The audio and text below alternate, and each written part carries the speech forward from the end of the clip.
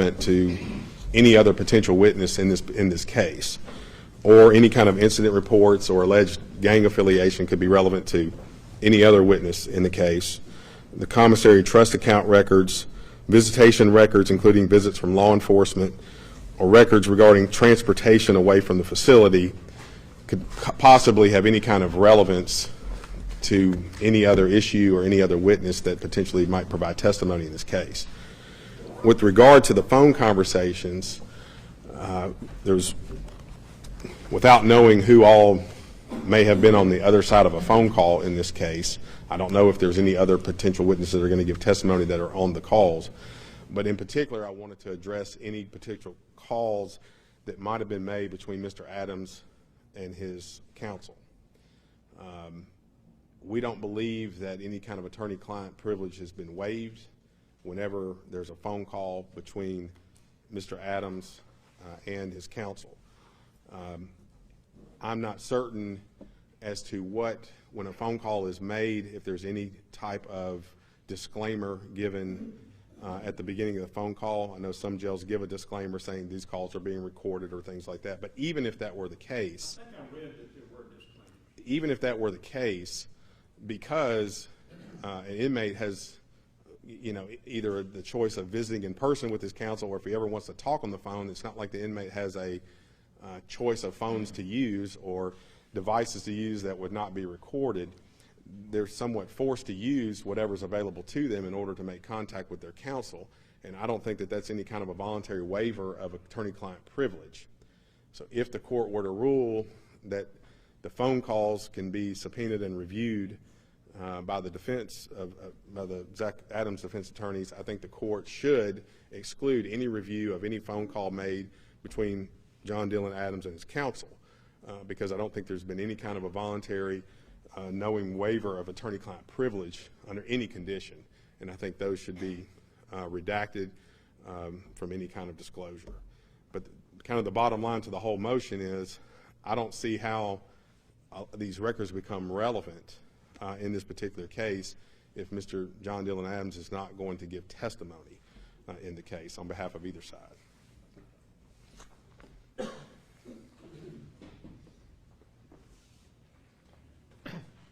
Jim Simmons, Your Honor. Yes, sir. As you may recall, when this issue, the motion was first filed, we agreed not to review any of the records until it is ruled upon. The important part of this decision, I believe, is we do not know whether Dylan Adams is going to be a witness or not a witness. It's been suggested he would not be a witness, but that hasn't been confirmed, so he still may be a witness in this case.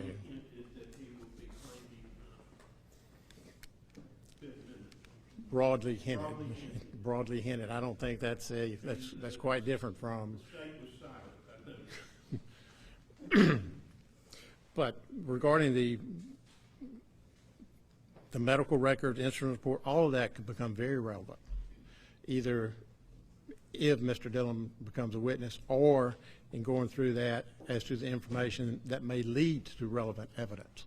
It's not simply subpoenaing relevant evidence. It could be under discovery information that then would lead to relevant evidence. And as a practical matter, Your Honor, most of these documents we received from the state. That egg has already been out of the basket. And we're talking about unscrambling the egg at this point because many of the documents were supplied through the state, which means they've already been provided through the discovery process. As far as the telephone records, I think it's clear that if he makes a phone call and there's a disclaimer saying this call is being recorded, it is subject to being reviewed, there is no attorney-client privilege. And the Eighth Circuit case of Hatcher is squarely on point, dealing with a co-defendant whose records were not provided upon request, and the Eighth Circuit found that was error. Now, in reversing it, the two things occurred. One was the court was very critical because in order to determine whether they're relevant, in fact, this court's got to review them. You can't say it's not relevant unless you look at the records. You can't say it's attorney-client unless you review the records.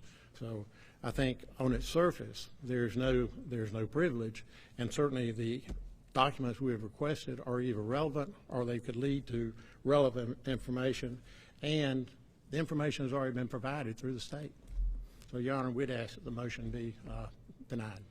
All right, I've read the material previously today. I did want to say one thing, just in full candor with the court. Your head, probably. Okay. I move things along. Well, I just wanted to disclose I had listened to some of the tapes before they filed stuff. Let's just say you're not careful, you'll snatch the thief from the jaws of victory. Motion to quash hereby overruled. I don't see the relevance of medical visits, instant reports, affiliation, and commissary and trust account, but the rest of those items could in fact be relevant. Would Yeah. it be visitation record, transportation away from the facility, and audio recording? And I'm constrained to admit that I started out thinking we had attorney-client privilege.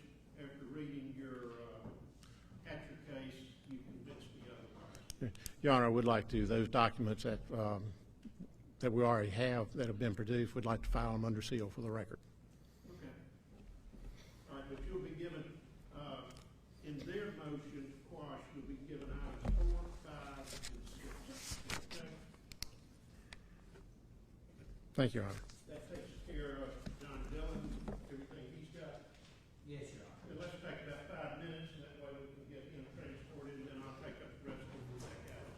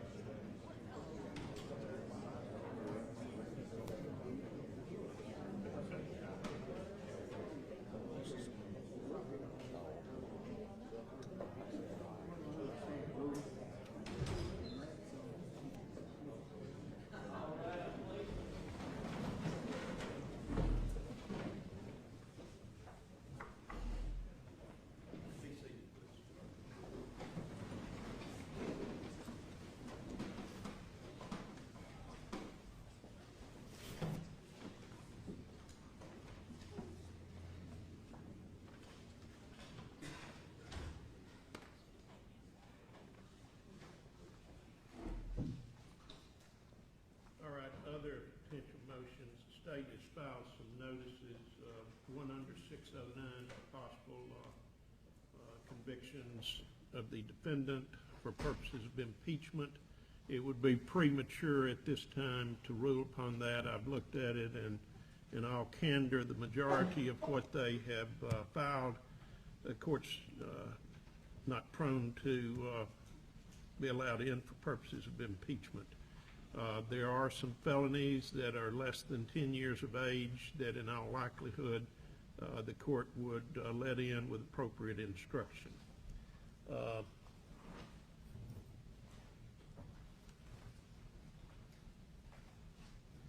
State's got a 404B motion as well as 12D.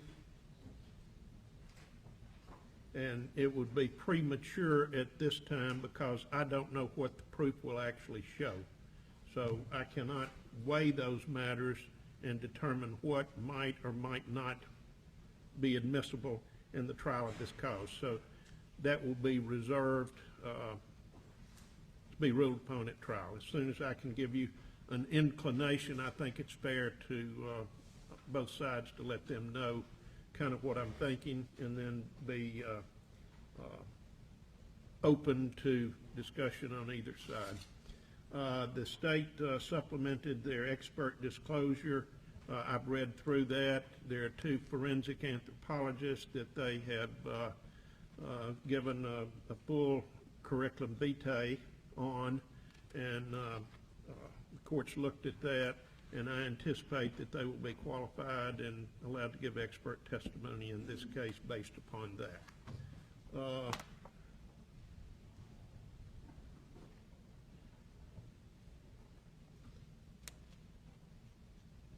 The state has filed certain motions in limine, and likewise, they are premature at this particular time, subject to them being made relevant at the trial of the cause concerning testimony of various people, and court will not be allowing opinion evidence from the people that they have listed on that. Opinions can only be expressed by experts, and there wasn't anything that indicated that they were being offered as expert witnesses, so we're still a little bit premature on that as well. State has also given notice of immunity agreements and listed the people that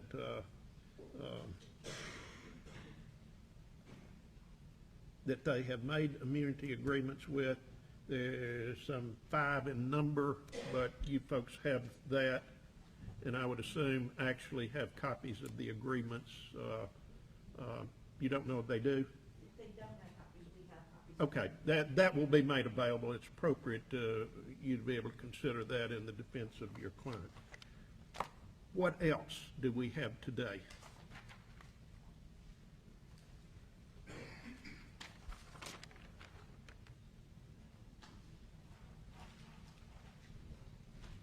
Yes, she just reminded me this. This goes without saying. I've got professionals on board. Prior to seeking to introduce anything, 404-609, we'll have bench conferences. I've also discussed with the press, the press that will be pooling to the others, that bench conferences, no mic. During breaks, no mic. I told them I don't want it being broadcast on TV how bad my golf game is right now because we're on recess. So it will be dead mics during recesses, also dead mics during any bench conference. Bench conferences should be reserved only critical or necessary because it's very difficult to get up here, and I don't want to risk the jury overhearing something. It's not a long distance away, but at the same time, I don't like marching them in and out a multitude of times. So that should be reserved basically just critical situations. Is there anything else? And as I said, we're slightly over 2 weeks from trial. Your Honor, at this point, I foresee us, or I guess at this time, I'd like to make an oral motion for a continuance. I recognize the court's been very clear that it intends to try this case when it's already been set, but there is a gun that the state has now, I guess after 6 years, they've dug up a gun somewhere that it's my understanding they're going to say the gun is going to be. And my understanding is that as soon as they got that, you were forwarded this information. Well, we were forwarded a picture of the gun and told what the caliber was. We don't have any reports on it. We haven't been able to inspect it. We are anticipating that we're going to want to try to get an expert after we get, if they're having the gun tested at a lab, we anticipate that we're going to want to try to get an expert. We've contacted, or we've gotten some names of some experts that we're planning to try to contact. But at this point, we don't have the gun, and we haven't had an opportunity to inspect it. And so I think because that's going to be such an important factor now in this case, it's my understanding they've only had it since about Memorial Day. So, but all we've received are 3 pictures of the gun and an email telling us what the caliber is. We don't know what the serial number is or what the make and model of the gun is, and I think all that's going to be very important. They'll furnish that information. You can move to exclude if you feel it's appropriate. Motion to continue is overruled. And Yes. they also say that they're welcome to come and look at it anytime they allow. Nobody's made the request. The day we found the gun, the information was forwarded to. I saw the pictures. Somebody, I think she sent them to me, or you did, or But someone. I had actually notified defense counsel before that. Okay. So motion to continue is overruled. As I said, I want to be available essentially between now and trial to keep problems from arising. I will tell you, I can make the following dates available next week. Monday afternoon, probably 2 o'clock or after. I've got a jury trial in Benton on Tuesday, which I will continue in deference to this case if there's something that we need to, I want to avoid any disputes. So I'm saying I can take up discovery matters, whatever we need to do. Not available next Wednesday. I can be available next Thursday or Friday. The following week, I can be available July 3rd, and then after that, we're a little close to trial. Potentially, I could be available the 5th. That's the day before we finish our jury selection.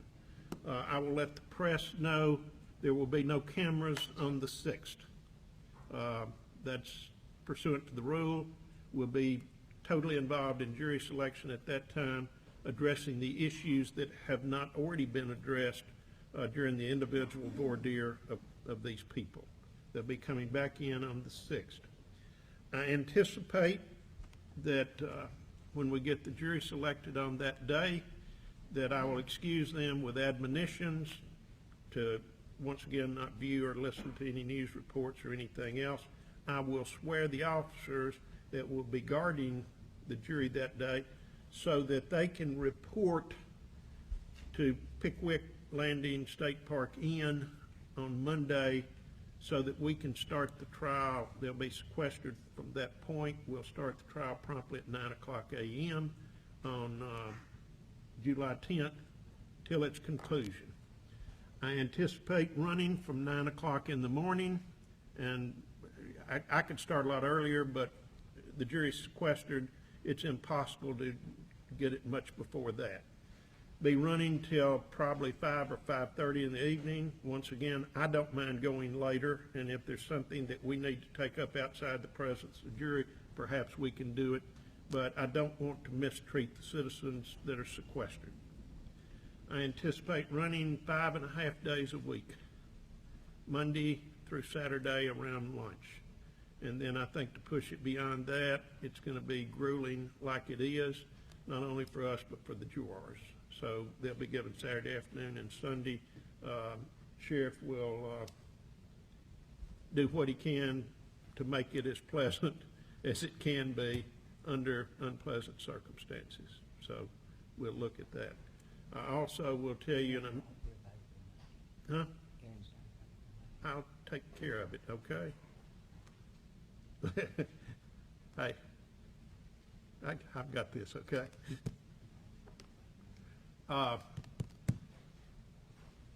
Lost my train of thought, which becomes more frequent. The sheriff was interviewed, but Oh, yeah, thank you. Thank you, both sides. Curry favor with the court.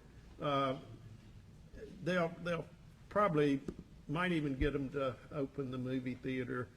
We won't be showing my cousin Vinny to them or anything that's related to the courtroom. I don't know, that might be something good to show to them. But they will host them. Oh, I know what I was going to say. I got a call from one of our jurors who is pre-qualified that presents a reasonably good hardship reason. I'm not going to discuss the name here, but I will make the parties aware of that. As a matter of fact, gentleman I thought would be an excellent juror, but his employment probably would suffer hardship. So I'll let the parties know further about that. Also, I did let the parties know we had one of our prospective jurors that moved out of the state. She has been released. I thought she would make an excellent juror, but she has moved to on the coast, maybe Florida, I think. But I let the parties know before I released them. In other words, I'm not going to do anything at this point without full knowledge of the parties. All right, anything further from the state? Your Honor made reference to the motion to eliminate, even though you said that the 404B and the 609 you were going to wait till trial. I guess I would also ask both sides not to bring up any of those items without discussing it. I'd ask the same with respect to the things listed in the motion in limine. I think it's appropriate. There doesn't need to be any mention unless I determine that someone's going to give testimony or not give testimony. And there's some fairly, I think it was filed under seal because there's some fairly sensitive matters there. And I earlier have discussed that I don't want any disclosure of these sensitive matters without permission of the court. Yes, sir. All right, anything else from the state? No, sir. Anything I further? had some questions about the arrangement of the courtroom. I don't know if the court wants us to take that up now or just in private. Just general? Well, one of it is, my team has a lot of laptops and computers. We might even be bringing a big computer. I would prefer, is there any way we could just tilt this at a right angle so people in the gallery cannot? Let me do this. Let's recess. This isn't critical, so your client doesn't have to be here. Let's let the press get gone, and we'll have informal discussions. I want the sheriff to remain with me. He'll be here. You'll find that the sheriff, as well as the clerk's office, is very, very accommodating. So we'll do what we can to accommodate, okay? All right. Anything else? No, Your Honor. All right. Let's recess for 15 minutes, and then we'll address this informally.